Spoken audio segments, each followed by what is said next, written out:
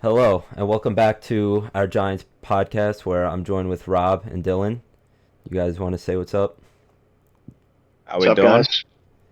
So, I just want to thank everybody that tuned into our first episode where we talked about the Giants draft. I think we all agreed that we did an amazing job.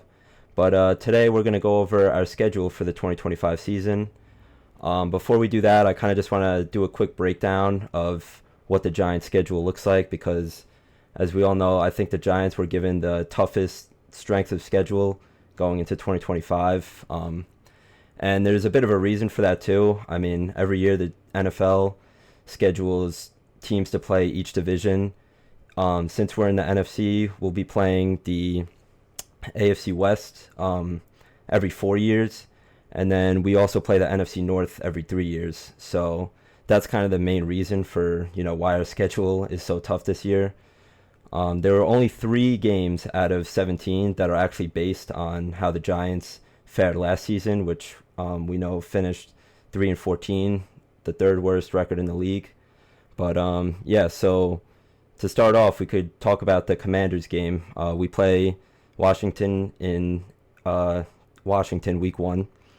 And yeah, what do you guys think, at least for opening season expectations for the Giants playing the Commanders week 1? I mean, I hope we come out strong, considering how we did last year with the Commanders. It was kind of sad to see the fact that we lost a game entirely to field goals, and I hope they could turn around with the upgrades that we've made both on offense and defense.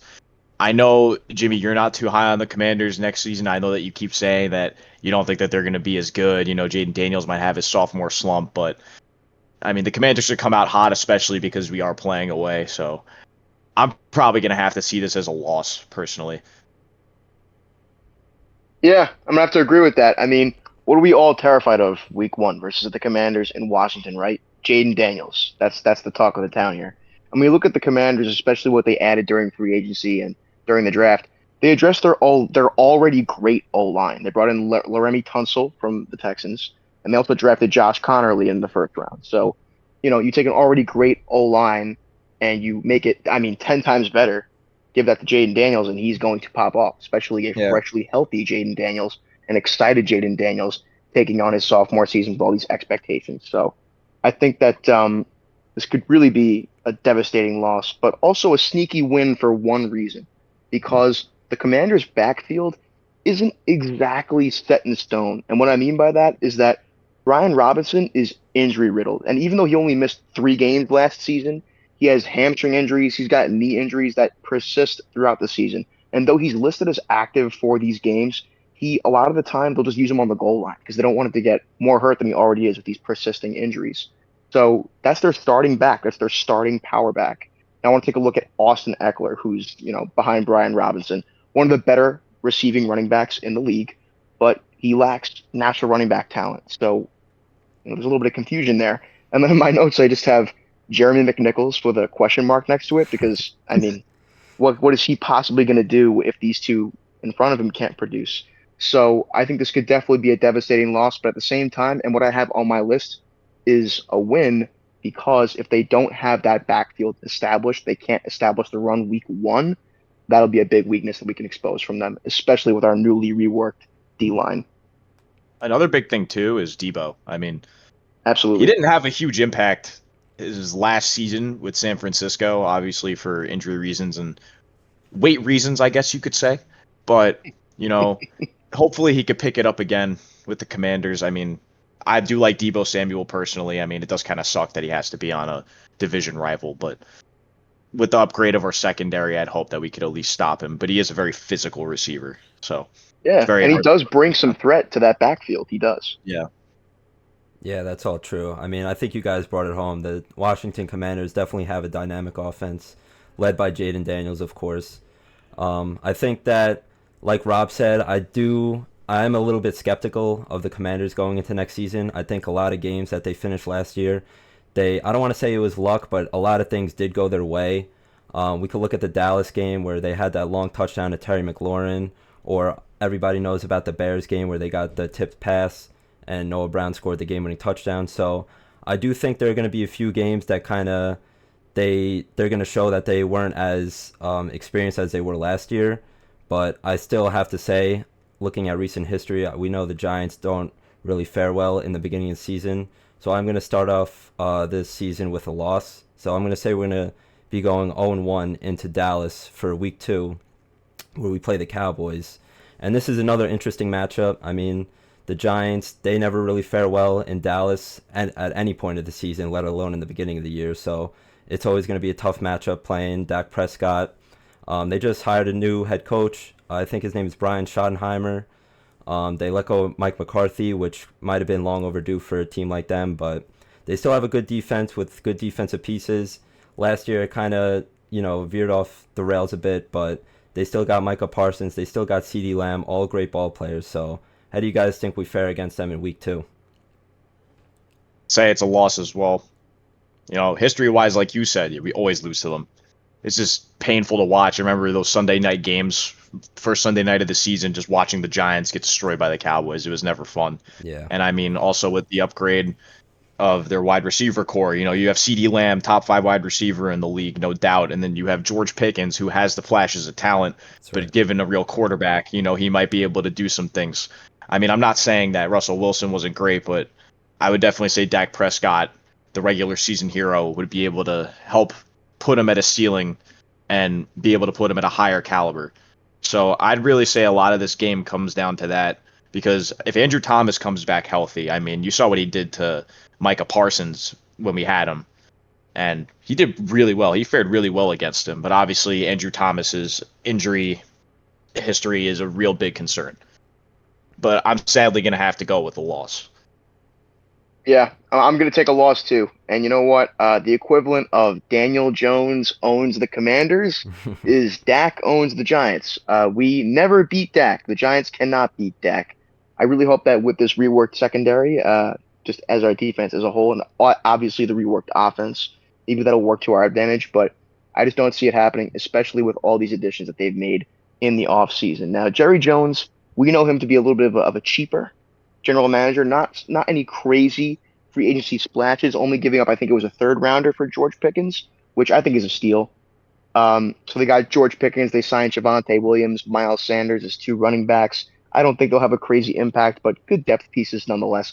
It's a Khair Alam, a corner from the Bills in the free agency and in the draft. Obviously, they added Tyler Booker to their already stellar O line. So that should be interesting to watch. I think they're definitely going to beat the Giants, but my burning question I have for the Cowboys is they really don't have much of an emphasis on their secondary anymore. And what I mean by that is that Trayvon Diggs and Deron Bland, they do on paper make up one of the best cornerback duos in football.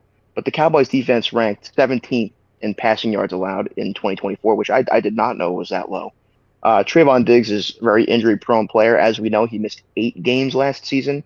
And Deron Bland went from 5 interceptions, which were all pick sixes in 2023, to 0 interceptions in 2024 to 2025. So can he return to his former glory, or is he bound to end up on a slideshow? I think that if Russ can do what he does best, and why they brought him in is picking apart defenses. If he can pick apart this defense, which really hasn't addressed that duo in the last offseason, then they could maybe sneak out with a win. But overall, I think it's going to be a loss, specifically from that overpowered offense that they have with Dak, CeeDee Lamb, George Pickens, and they got a couple of great tight ends too, in Schumacher and Ferguson. Okay, so it seems to me that we're all in agreement that the Giants will start off 0-2 in the year. But looking at the next week, which is actually one of my more anticipated games looking at next season, is Sunday night against the Kansas City Chiefs. This is a game where the Giants can really show this is their first home game in the 2025 season. And I think this gives a lot of the guys that were drafted and signed into free agency a real good chance to show their home crowd like what this defense is really about. I mean, we saw last year in the Super Bowl, the Chiefs got absolutely dismantled by the Eagles' front seven, as well as the secondary as well, but mainly the front seven. So I'm really excited to see how our newly built front seven with Abdul Carter, bringing back Bobby Okereke and Micah McFadden at linebacker, how they're going to fare against the Chiefs' offensive line. I'm still going to say that we're going to lose this game, but I will say that this will be the first game of the season where the Giants actually play very competitive football, and I do think it comes down to the last quarter, if not the last drive or two. I'm gonna say that the Giants lose probably in like the 24-21 range. I think our offense picks it up a little bit. This will be Russell Wilson's first home game as a Giant, so I'm really looking forward to it as well. And of course, it's prime time too. So, how do you guys think we're gonna fare in this one? I also think it's going to be a loss, but I do think that our defensive line will be able to have a decent game, or at least be able to show up a lot more than they did probably in the previous two games of that season so far, just because the Chiefs lost like one of their biggest assets on their offensive line, Joe Thuney, or Tooney. I don't know how to pronounce it. I think Joe it's Thuney. Tooney. They lost him. Yeah. Yeah, Tooney. They have him gone, and he was probably like their best O lineman. I know that they re-signed Trey Smith, I believe, but still, like having just that front four that we have, I really think that they're going to be able to show up and do some damage. I'm not saying, it's going to be like some sort of shutout. I mean, it's still the Chiefs. They're a very well coached team. They literally just won the AFC Championship, and they're just the new dynasty of the NFL. So it'll be a fun game to watch, though. Hopefully it's very competitive, and like you said, a lot of the players hopefully will come out playing their ass off. All of them did say that they were very hyped for this game and this game only. So That's very true too. excited to see it, even if it ends in a loss. Yeah, I think this is going to be a lot of fun to watch, especially because I have the Giants beating the Chiefs that Sunday. Oh, I would have to say they beat the Chiefs because right, they lost Joe Thuney and they lost Drew Dalman. Those were two rather key pieces in their O line, in my own personal opinion. How did they address that? They drafted Josh Simmons. He's a tackle from the first round of the draft. Okay, great. But while they do have veterans on that offense as a vet presence, I think that those were two high impact players on their O line that they lost that they didn't really address. I mean, in free agency, the only I wouldn't even call it a splash. The only move they made was they added Gardner Minshew as a backup. So I guess my question for the Chiefs is they addressed their O line by drafting Josh Simmons, but how confident are they in their backfield? As we know, Isaiah Pacheco, he's injury riddled. Last season he missed 9 games, and Kareem Hunt, as we know, stepped up and became a serviceable workhorse. But how much juice does this 29-year-old running back have left? I mean, but the presence, like I said, of those two vet O linemen, can the O line hold up for this seemingly mediocre backfield that they have now? And originally, I had the Chiefs listed as a loss. Obviously, that's the first thing you think when you hear the Chiefs versus the Giants. hmm But they lost a top two player on the defensive ball of the side. Sorry, they lost a top two player on the defensive side of the ball too in Justin Reed. He went to the Saints. So as if losing Snead in 2024 wasn't already a problem, now they lost Justin Reed. So that leaves Trent McDuffie in that secondary, obviously with coupled along with a couple other talented players. But yeah, they're losing a lot of star players, and I think the Giants could take advantage, especially with them getting blown out in the Super Bowl last year. I mean, that lingers, especially this early on in the season. Yeah. Another thing too with the defense is, I mean, they have Chris Jones. He's going to be the big problem. He's always a big problem, and considering the problems we've had with our O line in the past, he might be able to really mess us up on those front Yeah, lines. and they drafted Omar Norman Lott too, the Chiefs. So pairing him up with Chris Jones could be absolutely deadly. Yeah. yeah. It's going to be a tough matchup for sure, but I like that Dylan's kind of has us as an upset underdog there. Looking at week 4, though, this is where I think personally that the Giants get their first win of the season against the Chargers. Now, I'm not saying it's going to be easy, of course. We still got to go up against the beast that is Justin Herbert. Jim Harbaugh always has coached up a nice defense anytime he's either in NFL or college. But I really just think that the Giants are going to match up well with this team. I mean, they signed Najee Harris as the running back option in free agency. So, and I'm not really too high on him going into next season. Besides, I do think we have a good run defense to stuff that anyways. But I do want to say that the Giants come in after a heartbreaking loss against the Chiefs, that they're going to come in next week hungry, another home game, and I think they're going to come out with a victory here. And I'm really hoping we could see a lot of flashes from Malik Neighbors as well as Tyrone Tracy on offense. Having back-to-back home games is going to be really big for us. So I'm going to say the Giants win here and move their record to 1-3. What about you guys? I'm going to have us at 0-4. I think that we lose this game. I mean, Justin Herbert's a great guy. He's only getting better by the season. I mean, he is a playoff choker, but regular season wise, he's been getting coached real well by Harbaugh. If J.K. Dobbins was able to do the things he did with that Chargers offense, then I feel like Najee Harris might be able to accelerate it a little bit more. I know that their wide receiver core is kind of an issue, maybe besides for Lad McConkey, but he's great. He's probably top 10, and he's only going to get better.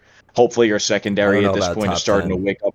but yeah, No, that's I see fair. what you're That's saying. fair. I was about to say he could get to that point. I wasn't done, but like he could Yeah. get to that point. He has good potential, but he definitely is a really good wide receiver. He's like no doubt their wide receiver one, and their defense is also just really good.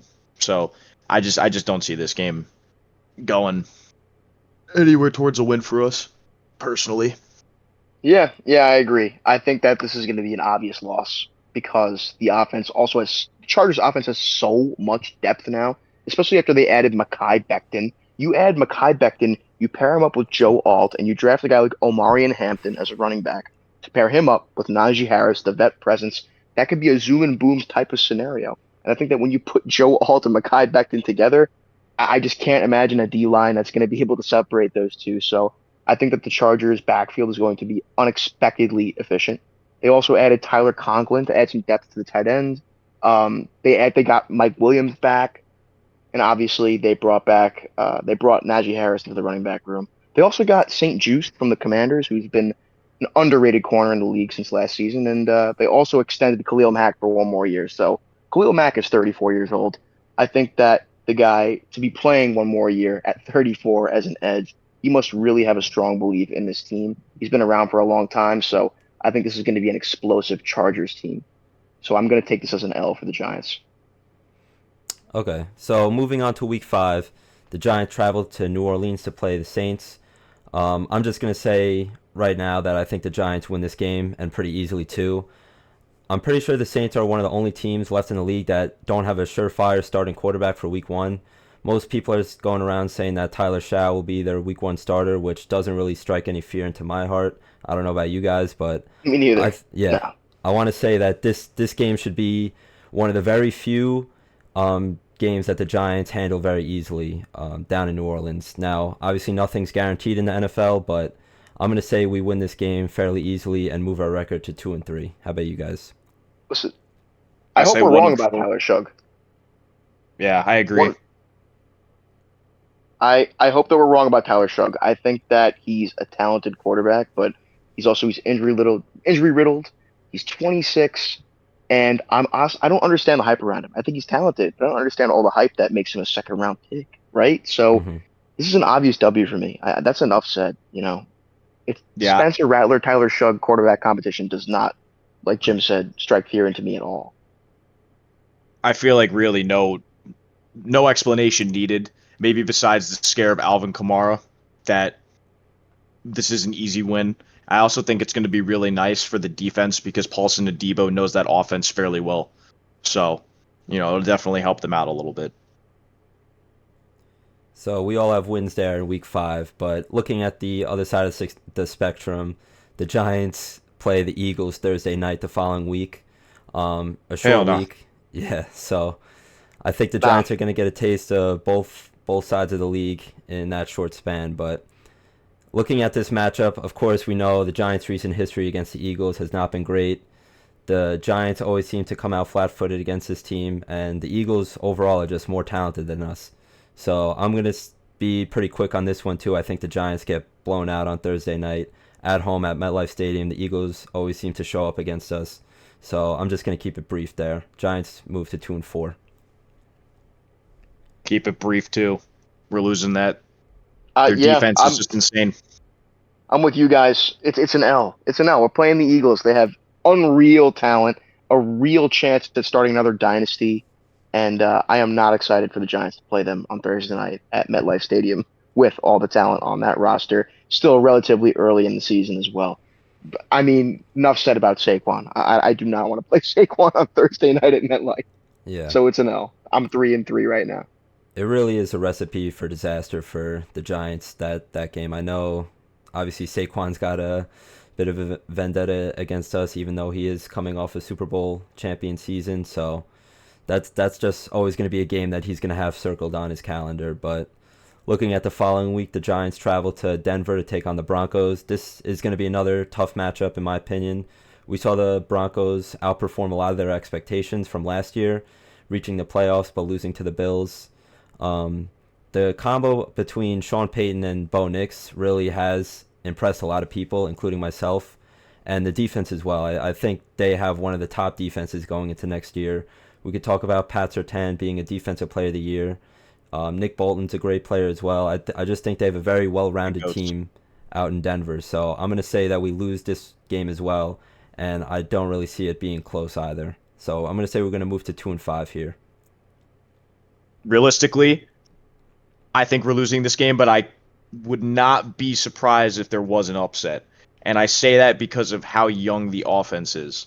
The only real big addition that they made besides like signing Javonte Williams and giving him a contract was Evan Ingram, who is solid, but we got to see how he does in this new offense because he did have a lot of issues with the Giants. I mean, hopefully those things were fixed permanently, and it seems that way, but you never really know because, for example, when Russell Wilson went to the Broncos, he really wasn't doing that well. He could have a revenge game here. Also, they had the addition of Dre Greenlaw, which is huge for their defense. Great linebacker, part of that 49ers core. So, I realistically see a loss, but I'm hoping for an upset here. I could see it happening. I think we could compete with that offense. It's wild what a talented coach can do when, he's allowed to get his guy. Sean Payton got his guy in Bo Nix. I mean, he looked like a seasoned veteran last season. Enough said about that. Also, about the Broncos defense, they've been labeled a lot as silent killers. I mean, I personally can't name a single player on the Broncos defense besides the fact that they just signed Dre Greenlaw. So besides that, this is enough said for me. I think the Giants are going to lose this game only because of how poised Bo Nix looks in that pocket. The Broncos O-line is very efficient. Their defense, silent killers. We're going 3-4 this week. My opinion on that. Okay, and as we look to the next week, in Week 8, it's going to be another tough matchup. The schedule-making gods did not do us any favors, giving us the Eagles 2 times in 3 weeks. So we're going to be traveling. It's not a coincidence, bro. Yeah, man. I mean, it's just it's brutal, but it can't be. CBS Sports made the schedule. Yeah. Yeah, for real. And they probably have us losing to the Eagles this week as well, as we're playing in Philly this time. Now, something I did always notice in recent history, the Giants, not saying that they win because they never win, but for some reason they always seem to keep it closer in the games in Philly. Like, they always play the Eagles with more energy in Philadelphia as opposed to in MetLife Stadium. That's pretty much all I'm going to be hoping for in this game. I think the Giants could at least come out and make it a game for a quarter or two, hopefully into the second half at least. But I'm ultimately going to say that we lose this game as well, dropping our record to 2-6. I'm sure you guys probably have the same opinion on that, but I'll let you guys give your take on that as well. 1-7. Need I say more?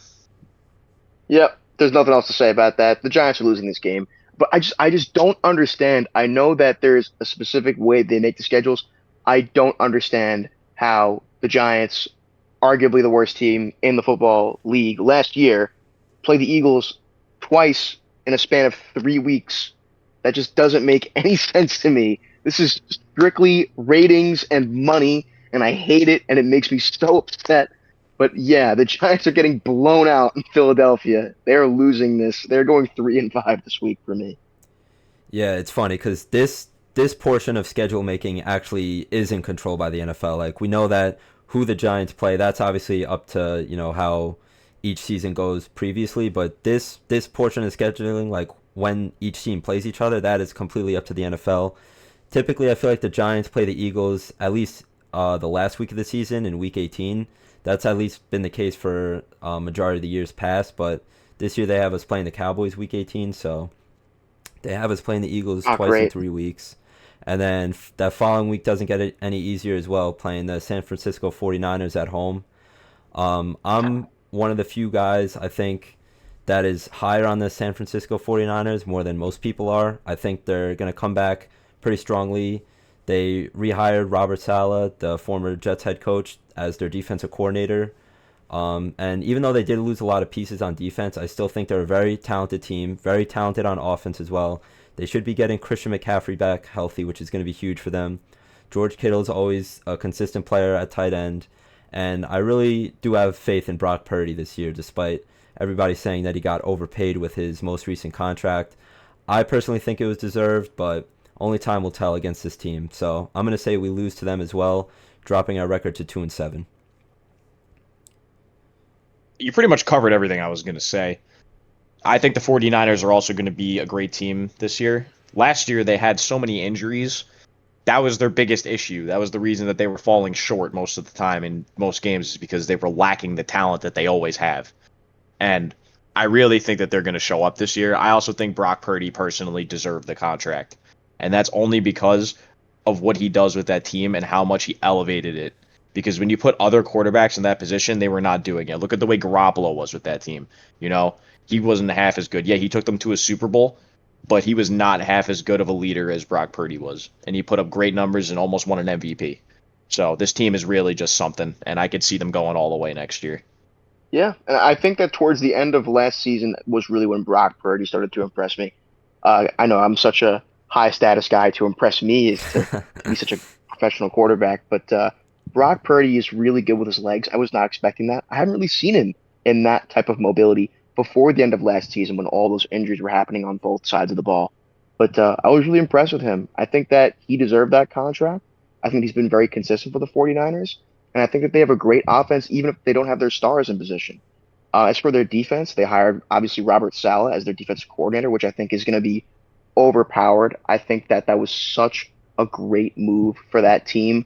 I think they're going to be explosive on both sides. I don't think the Giants are going to be able to handle it. I think they're going to take an L this week. So I got the Giants going 3-6 after this week. Yeah, and looking at next week, the Giants travel to Chicago to play the Bears. This is going to be a tough matchup for us, but I will say the Giants. I'm predicting at least that the Giants are going to be underdogs in this matchup, but I do say the Giants get the win here against Caleb Williams and Ben Johnson. The Bears obviously made a lot of big moves with their offensive line. I think they upgraded heavily. They got the guy that Rob was saying that the Chiefs lost, Joe Tooney. So they upgraded their offensive line, which was a major need. And their defense is looking better. I mean, they still are bringing back Jalen Johnson, who is a great cornerback for them last year. But ultimately, I'm going to say the Giants win this game. It will be an upset, but it's a game that I think the Giants can hang around. They'll be able to hopefully at least contain Caleb Williams as he develops in his second year. But I'm going to say the Giants move to 3-7 here. How about you guys? I'm going with a loss here. You know, I think what the Bears struggled most with last year was their O-line, and they addressed that. And now it really just comes down to if they could produce with that, and if they can, I could see it being a loss. Even though our D-line is insanely strong, you know, it's only a matter of time to really see how everything gets put together. You know, we could talk about it now, but you can't really, you know, like, what is it, predict anything till it's set in stone during the season. I'm going to have to go with the loss here, but I also can see an upset. I will have to agree with you on that, but I think it's unlikely. I'm going to be so honest. I'm not high on Caleb Williams. I think that he's talented. I think he's showing flashes, but I don't know if giving him that O line with those two guys from the Chiefs that they got. I don't know if that is the only problem with him. I think that he holds onto the ball for too long. I think his decision making can be very questionable, and I'm sensing a hardcore sophomore slump for this guy. I think in the future he could pan out, but I don't know if this is going to be his year. I'm still going to take a W this week. The Giants are going to take a W against the Bears. I think that, especially if that Giants D line officially forms an identity off paper, because when we talk too much about on paper things, we start to sound like what the Jets were talking about the past 2 years, right? With Aaron Rodgers, Super Bowl team on paper, Super Bowl team on paper. So I hate to use that term on paper, the best D line, but how could I not when they look so explosive and the season hasn't even started yet? So I think that this D line could really overwhelm them. I think it could overwhelm sophomore year Caleb Williams very easily. And I'm going to take the Giants as getting a win this week, getting to 4-6 on the season. Yeah, and I do think Rob brings up a good point about it does always get more difficult making predictions as we move later into the season because, like you said, we'll never know what it's like. I mean, injuries are always a factor. We could always look at the trade. I believe the trade deadline would be past this point.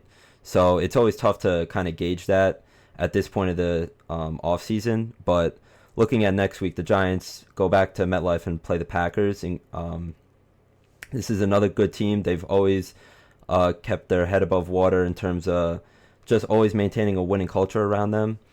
I do think the Giants hopefully will at least be able to, stay in this game as well. But with the combination of Jordan Love and Matt LaFleur, that's in my opinion, one of the better quarterback head coaching combos in the league. The Packers always seem to have a sustainable defense as well.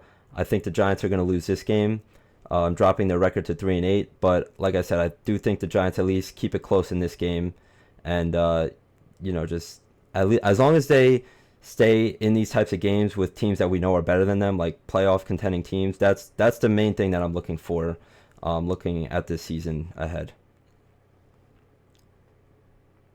What I do agree you with guys that, think? especially because we're more in a bridge sort of season here with our quarterback situation.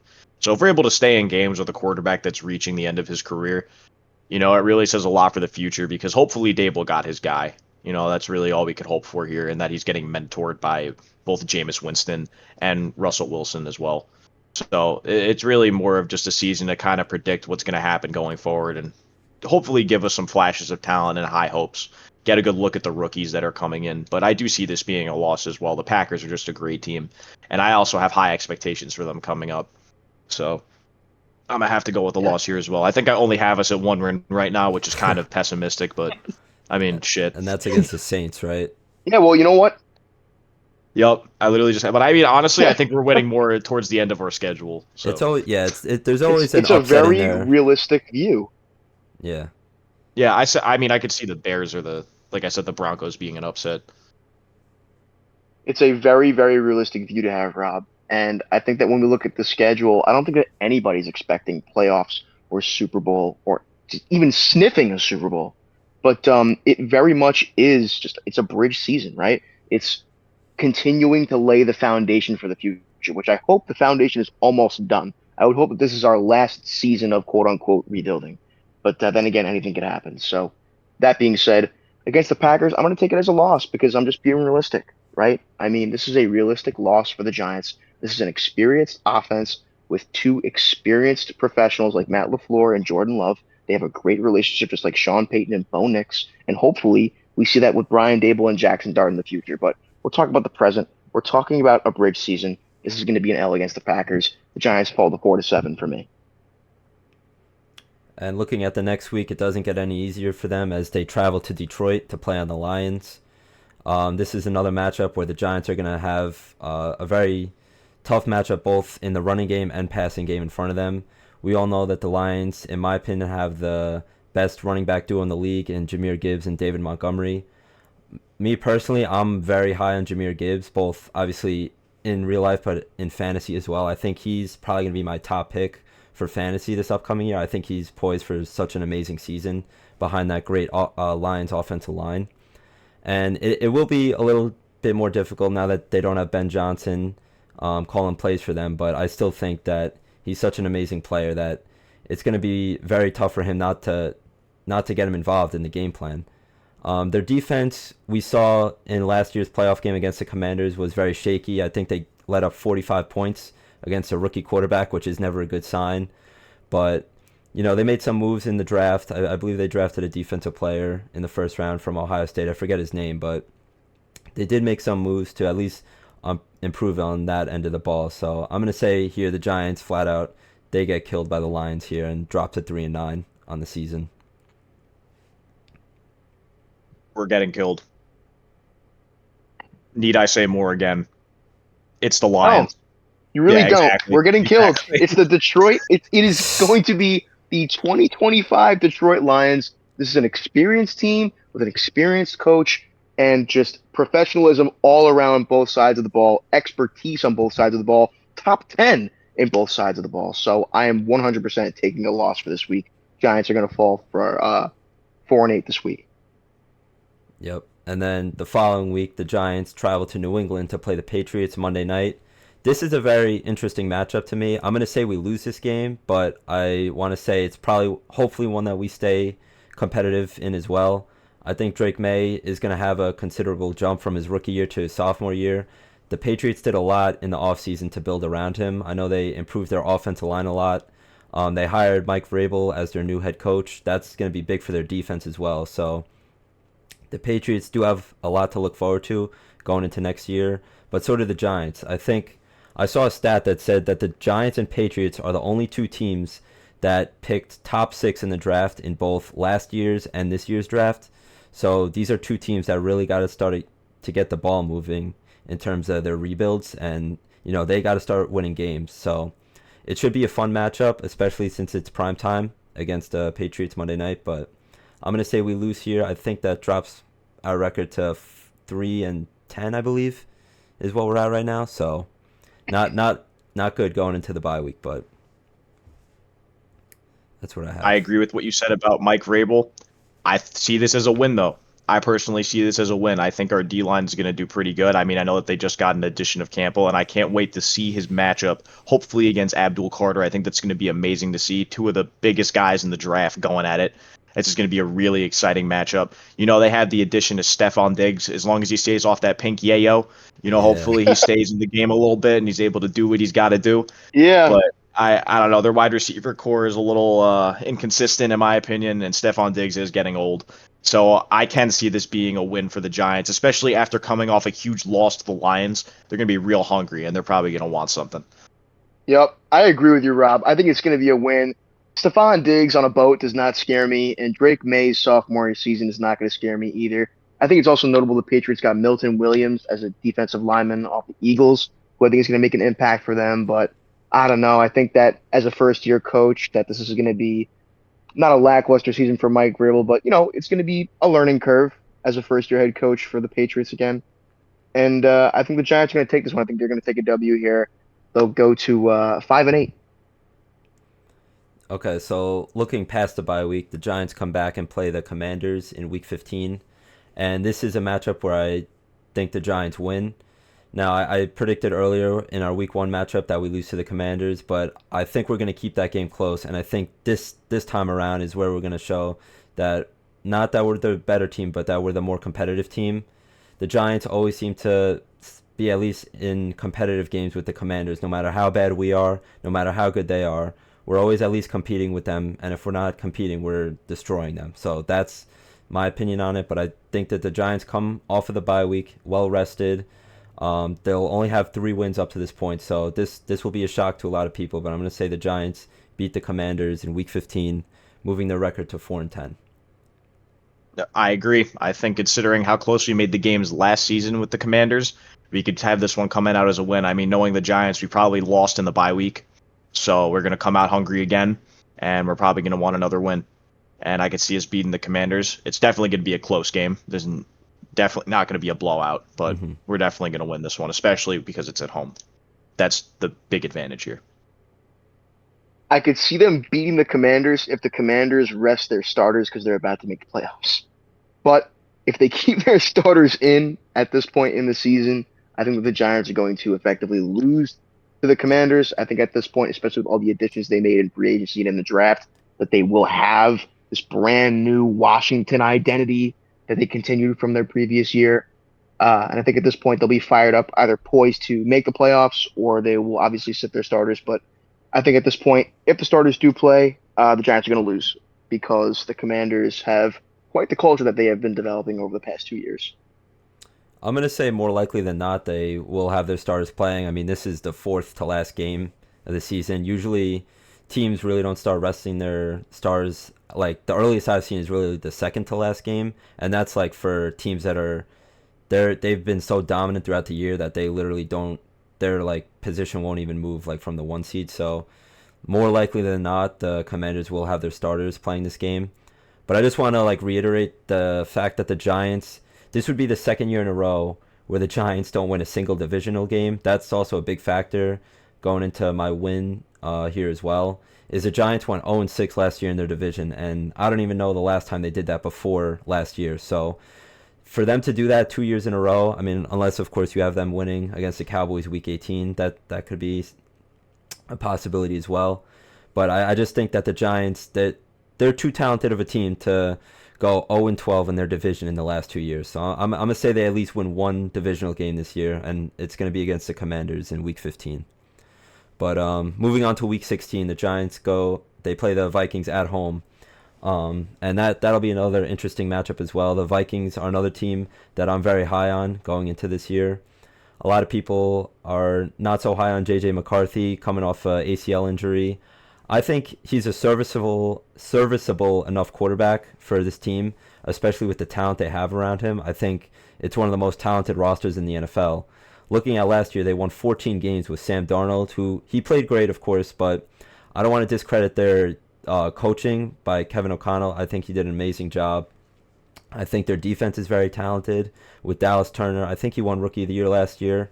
And they really improved their offensive line as well in free agency. I think they signed Will Fries from the Colts. And of course, they're bringing back the trio of Justin Jefferson, Jordan Addison, and TJ Hawkinson, which should scare any secondary. So I'm going to say the Giants lose here, dropping their record to 4-11. But I'm looking forward to this matchup as well. I'm going to go with the loss here as well. You pretty much hit the nail on that one. I think that this is going to be a tough game. Yep. Kevin O'Connell, Brian Flores, it's going to be an L. I mean, it's an experienced team on both sides of the ball, and Giants are going to fall to 5-10 for me this week. Yeah, and we saw how we fared against them last year, Week 1. It really wasn't even much of a competition. Obviously, Century red jerseys. Yeah, two very different teams from what we saw last year, and probably what we'll see this year, but a loss nonetheless. And the following week, the Giants travel to Las Vegas to play the Raiders. I'm going to say this is the Giants' final win that they get this year, improving their record to 5-11. The Raiders did make some interesting moves this year, hiring Pete Carroll. I think they hired him out of retirement. And they also traded for Geno Smith, who was his quarterback in Seattle. And their biggest move, in my opinion, was drafting Ashton Jeanty 6 overall. I think that's going to be very big for them in terms of the run game, obviously. But I'm looking forward to see how this Raiders offense improves from last year compared to this year. Their defense is still very shaky. They are bringing back Max Crosby, of course, but there really aren't any other playmakers on that defense. So I'm going to say that the Giants, personally, this is probably going to be one of their higher scoring games this year, hopefully. I mean, I can't remember the last time that we actually blew out a team or scored, more than 35 points in a game. Well, other than the Colts game last year, where Drew Lock turned into Peyton Manning. Besides that game, the Giants don't really put up a lot of points, but I'm hoping in this matchup the Giants come out and they go crazy like they did at the end of the year last year against the Colts. So I'm going to say 5-11 here. I'm going to have to agree with you. This game is chicken. Barbecue chicken. We are winning. There's no doubt in my mind we are winning this game. The Raiders have nobody on defense. They got burger after burger after burger after burger after burger. That is it. All they have is Max Crosby. That is it. And when you look at their offense, yeah, you know what? They got Ashton Jeanty, and they have Geno Smith. Geno Smith is kind of reaching the end of his career, though he's putting up great numbers. You got to see how he's going to do on this new team. And he does often tend to, not perform so well against the Giants. I mean, look at last year. We ate them up. We literally ate them up. So I hope that this game goes well. And also, considering we're this late into the season, I feel like there's a good chance we might get some flashes of Jackson Darden there. Because, we obviously are in no spot for playoffs. So they're probably just going to throw him out there and see what he could do. And that might be exciting to see as well. But barbecue chicken. Yeah, I like that. I like that idea that Jackson Dart's going to get some reps at this point in the season. I think that it would be rather simple for him to pick apart a Raiders defense that I can't name a single corner or linebacker or safety for. So I think that the Giants are going to take a W this week as well. I think the Giants are going to go 6-10 by this point in the season. I think that Geno Smith is going to be seeing some ghosts based off what that Giants D-line did to him last season. So 6-10 for me this week. Okay, and that leads us to our final game against the Dallas Cowboys. We'll be playing that game at MetLife Stadium. And the last game of the season is always tough to predict because we never know in terms of playoff seeding and whatnot, whether teams are going to rest their players or not. But going off the assumption that the Giants are going to be playing the Cowboys starters, I'm going to say that the Giants lose this game and fall to 5-12. And like I said about our other divisional games as well, all I'm hoping is that the Giants stay in these games because last year they showed us that they don't really do that. I mean, the Giants did play the Cowboys pretty closely in that Thanksgiving game in Dallas, but we saw that matchup. It was Drew Lock versus Cooper Rush, so that matchup really gets thrown out the window. In terms of our actual starters going up against the Cowboys, I'm hoping that we can at least keep a competitive game against this team that is probably going to be fighting for a playoff spot around this time. But yeah, I'll say we lose this game, and our final record will be 5-12 is my prediction. Funny enough, I was gonna say something about that there's a possibility that they rest their starters. Realistically, they're probably still fighting for that playoff spot with this game, but with the possibility that they do somehow clinch, I'm gonna have to say a wild card game. You know, they rest their starters. I could see us winning. If they don't, we're losing. That's just how it goes. I'm gonna have to finish off the season with 4-13. Yep, I'm going to say it's an L this week. I think there's enough said about that. I've already said what I had to say about Dak and that offense and, well, what their defense is looking like and the lackluster talent that I think is there right now. But I think it's going to be an L regardless, especially because I could totally see them fighting for a wild card spot, like Rob just said. So I have them finishing out the season at 6-11, which I mean really would be better than I think most people expect it to be. I think that they still end up with a top 15 pick, maybe even a top 10 pick. We'll see. But this is going to be a rough season. It's not going to be easy. But what I'm looking forward to is bare minimum competency on both sides of the ball, being all the improvements that were made. So 6-11 for me on the season. Another thing I want to throw in there is I feel like some bullshit's going to happen again, where we're going to be in contention for like a top 5 pick and somehow win that game. So just throwing that out there. Very I possible. think honestly, the perfect game for that is probably going to be the Giants Raiders game because we're probably both going to be in that scenario, and whoever wins that game Yeah. will probably end up screwing themselves. I remember last year, I was watching the game pretty closely. I think the Raiders played the Jaguars, and that game honestly screwed the Raiders over pretty heavily because they were at least getting a top 2, if not the number 1 overall pick, if they lost that game. But they end up winning. They drop all the way to 6. I mean, probably now That's they're insane. probably now they're looking at it thinking that it worked out considering they landed Ashton Genty, but situations like that always happen, and it happened to us last year too. But I really feel like you can never look at it like that because at the end of the day, look who we got at number 3 overall. I mean, me personally, I think we got the best player in the draft as we drafted Abdul Carter. So I'm not too worried about seeding in terms of where we end up towards the end of the year. I just want to see this team play competitive football, no matter what time of year it is. Agreed. Absolutely. So I mean, we could also talk a little bit about the preseason games as well. I know we play the Bills in Buffalo for the first one. I know me and Rob are potentially talking about it, going to that game as well since we're out in Buffalo right now. I feel like that would be a fun environment to go to. Bills games are always a great time. I remember I went to the Giants-Bills game a couple years ago in the regular season when we played them Sunday night. And I'm sure as you guys remember, it came down to the final yard where Darren Waller supposedly wasn't getting held, even though everybody in the stadium could see with their own 2 eyes that he was getting pulled down. But they didn't call it. It is what it is. We ended up losing that game. So that'll be a fun one to attend. And then we always seem to play the Jets and the Patriots in the preseason as well. So those will be fun to see. Hopefully, I think that's going to be our best time to gauge how Jackson Dart plays. I think he's going to get the most playing time in the preseason. Maybe we'll see him towards the end of the year a bit, but this will be the best time to see. Yeah, and What was that? Oh, my bad. No, I'm saying we will see a little bit of Tyrod Taylor.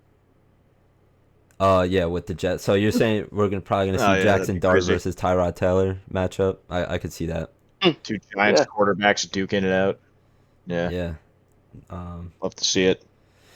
Yeah, so that was our breakdown of the 2025 schedule for the Giants. If you guys have anything else to say before we wrap up here, just say it now. But yeah, I think we did a great job breaking down each team that we're matching up against this year. It'll be a fun season, hopefully. So if you guys got anything else to say, just let it rip, man.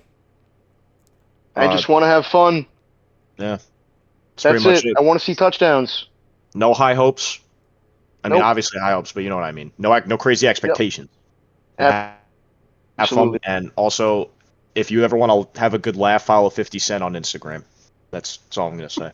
Yeah, but he's a Pacers fan, dude. That's where you got to be careful, which is crazy. That's Because crazy. yeah, From New York. he always be hating on the Knicks, which we could. Do you guys want to talk about that for a little bit? We could talk about how the Knicks season ended. I mean, Yeah. it was Talk about the Knicks. a rough ending, but we did see a lot of fun moments out of this team this year. It's the first time in 25 years that they made it this far in the Eastern Conference Finals. I mean, I had a lot of fun watching this team beat Boston last round in the semifinals.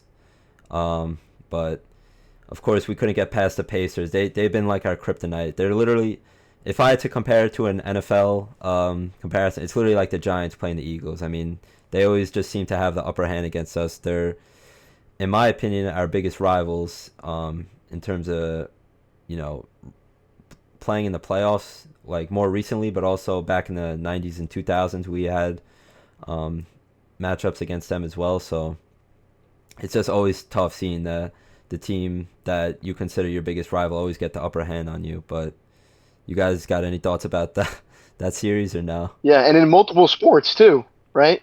I mean, Yeah. it's really tough to Yeah. watch, and I think that OG Anunoby, Mitchell Robinson, I think those two guys were very, very commendable this entire series. I feel like those guys were always consistent in one way, shape, or form. I think that the stars need to show up a little bit more and when it matters.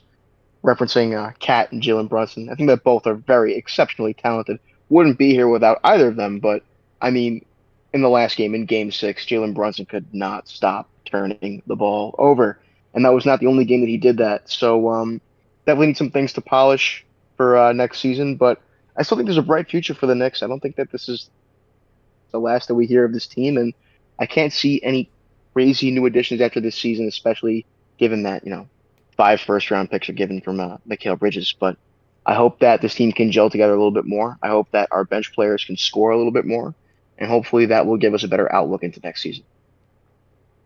I don't know ball, so I That's can't say fair. anything. I don't know ball. I mean, like I'll root for the Knicks, but like I'll watch the games. But from what I saw, it seemed like there was a lack of defensive effort and definitely too many Absolutely. turnovers. That was, Okay. I think, the two biggest issues. All right. So what I want to say for all the non-ball knowers, exactly this is what I wanted to say before the conference finals matchups. There were 4 teams that made the conference finals, right? We had the Knicks, the Pacers, the Thunder, and the Wolves. And I'm going to give you guys the main reason as to why the Thunder were a guaranteed lock to win the championship this year, starting even before that, is because do you guys know what the Knicks, the Pacers, and Timberwolves all have in common? If you guys could give me one thing about it. They all got some zesty player. Okay, so I didn't think you guys were going to get this, but basically the thing that they all have in common is that there's one man in the NFL right now that has played for each of those cities within the past year. And if you guys could think of that man, then I'll give you guys a lot of credit for. Wait, he's Out played for each of those cities in the past year. in the NFL. In the NFL, he's played for New York, Minnesota, and then now he's in Indianapolis, Indiana. Shut up. I Shut think up. Ross. I don't even want to say. I don't even want to say. I don't know. It. Shut up. You know exactly who it is, bro. It's the guy. It's the guy who broke the bank for the Giants. Danny Dimes, baby. Oh Daniel my Jones. bro. Daniel Jones has been. I didn't even think about that. Daniel Jones has played for 3 Oh out of the my 4 God. conference finals teams in the NFL within the past year. I What had made no you think idea. of it? How did you think of that? Dude, How did you think of terrible. that? Like, what? that's just the type of stuff I'd be thinking about, man. You just be thinking about Daniel Jones on the regular? Bro, is that listen, is that where it comes from? There's always gonna be a piece of Daniel Jones in the back of my mind, no matter my what, God. man. So that's just Yeah. something I noticed as I was watching, and that's why I told you it was a guaranteed lock that the Thunder were gonna win this championship, even before the conference finals started, is Oh because of my that reason. God. So I just wanted to end off on that note, but no, in all seriousness, thank you guys for hopping on again to talk about the schedule for the upcoming year. I'm sure we'll Thank have a you. lot. Yeah, Thank yeah. you. I'm sure we'll have a lot more fun, as the season gets closer, as training camp opens up. We'll try to get more content out for our viewers. It's kind of tough in the off season right now since we don't really have much to discuss. But once that, once that gets closer, we'll be sure to get more content out for you guys. So thank you guys once again for tuning in, and we'll see you in the next one.